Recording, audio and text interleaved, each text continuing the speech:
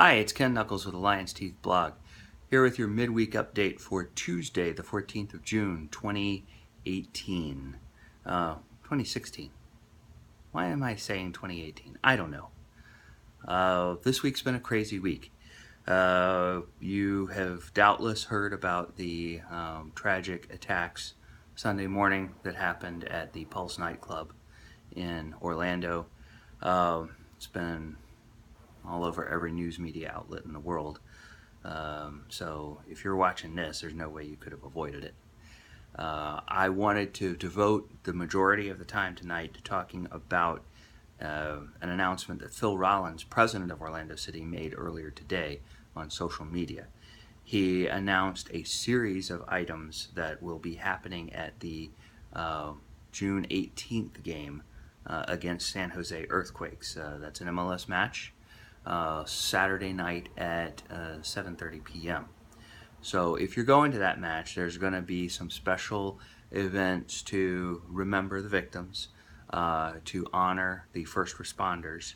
There will be some special items for sale with all proceeds going to the One Orlando Fund that has been set up for the victims and their families.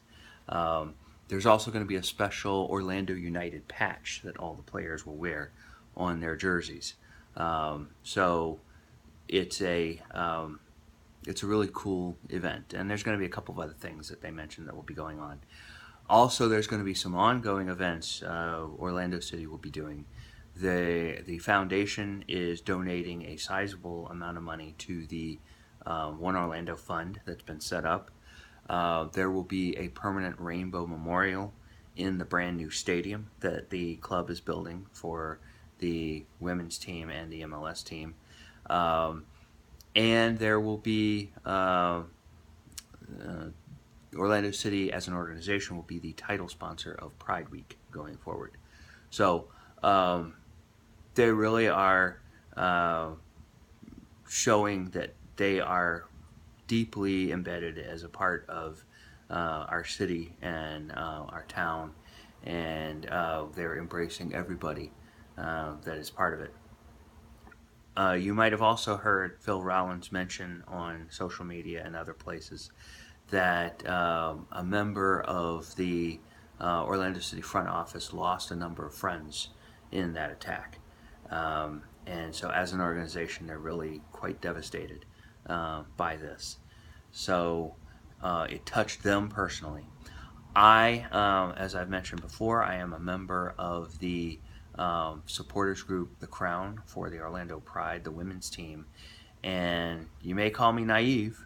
I kind of feel naive now that I understand. But prior to this season, I really wasn't aware of the large number of LGBT folks who are part of the fan base of women's soccer. And indeed the number of women in the LGBT community who play professional soccer. So as a member of that supporters group Sunday morning, I was personally very worried about a number of friends of mine that are part of the LGBT community, and was wondering if they were okay, if they had been at the club, if they were affected by that.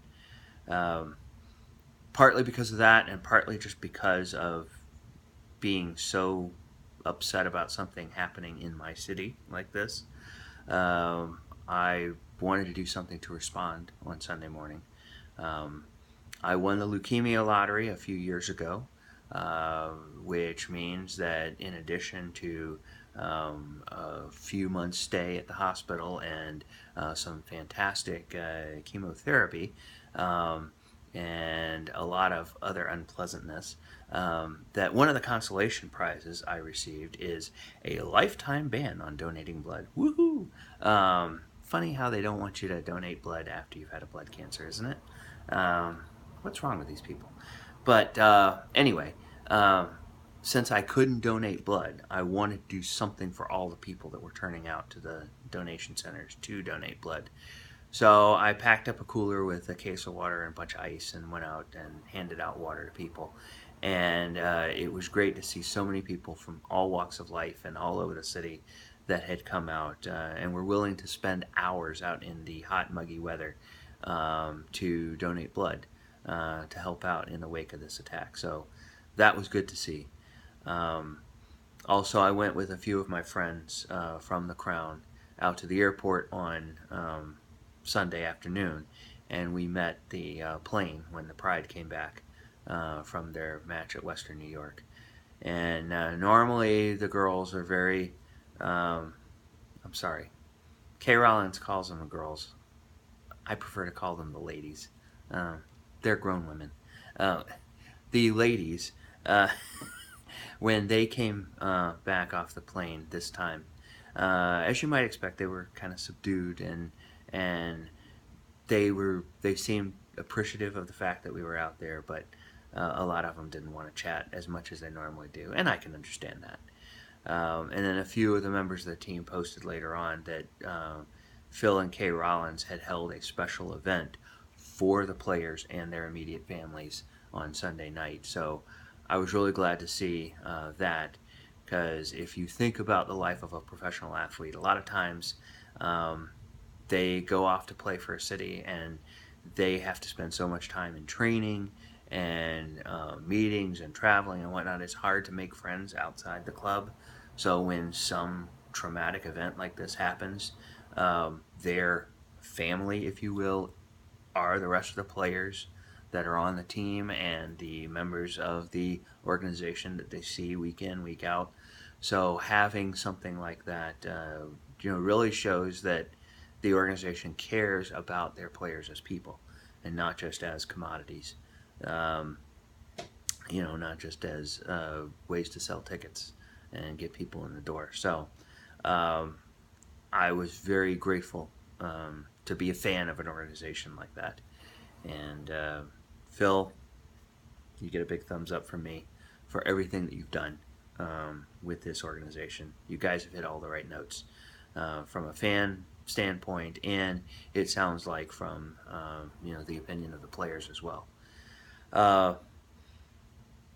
Finally, if you have been just numb or are feeling angry or upset or sad or outraged about what happened, I would encourage you to respond with an act of intentional love.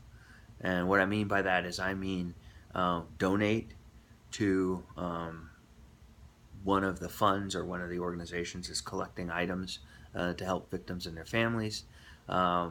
Volunteer with an organization that's doing something to help. Tell your friends and your family and the people you love that you care about them. That's really important to do in times like this. And don't give in to any feelings of anger or revenge or justice or whatever, because all that does is that just perpetuates the cycle of violence. There's been a lot of talk in the last couple of days about ties with radical ideology or the potential of mental illness that might have been,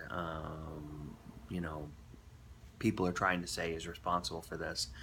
I disagree with all that. I think, bottom line, anytime you decide you're going to pick up a gun and go into a nightclub and kill a bunch of people, there's only one motivation for that, and that's hate. You might be crazy. And you probably are crazy if you hate people that much for any reason. But that doesn't excuse the hate, and it doesn't erase the fact that there is hate underlying that as a motivation. So do not perpetuate that hate. Respond in these situations with love. And one of the best quotes that I can think of for times like this is the quote of Dr. Martin Luther King, who said that darkness will not drive out darkness. Only light can do that. And hate will not drive out hate. Only love can do that. So remember those words, and as you go throughout the week, think of ways that you can show intentional acts of love towards the people around you and towards the people who are suffering in the wake of this terrible attack. Peace be with you, my friends, and I hope to see you out at the match on Saturday. Take care. Bye-bye.